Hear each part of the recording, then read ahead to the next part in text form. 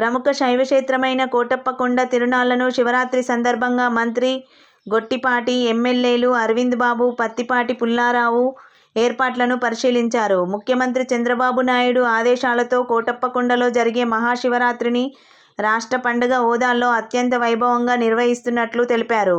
గత 5 ఏళ్లలో కోటప్పకొండ శైవక్షేత్ర నిర్వహణను వైసీపీ ప్రభుత్వం గాలికి వదిలేసిందని, కూటమి ప్రభుత్వం ఏర్పడిన తర్వాత భక్తుల మౌలిక సదుపాయాలకు ప్రాధాన్యత ఇస్తూ కోటప్పకొండకు పూర్వ వైభవం తీసుకువస్తున్నామని అన్నారు.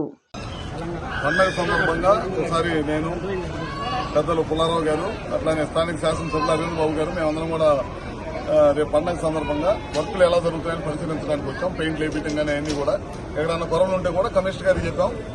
కమిషనర్ గారు కూడా పర్మిషన్ ఇస్తారు. బంధువులు అన్ని కూడా కంప్లీట్ చేయించి పండగకి అన్ని కూడా సిద్ధం చేస్తున్నాం.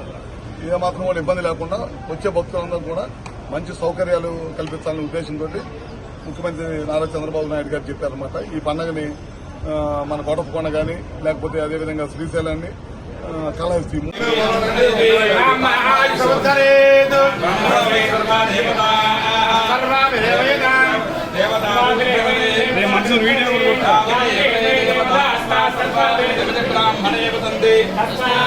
ब्राह्मणेभ्यो वेद विद्यादिवेद नमस्कुर्यामः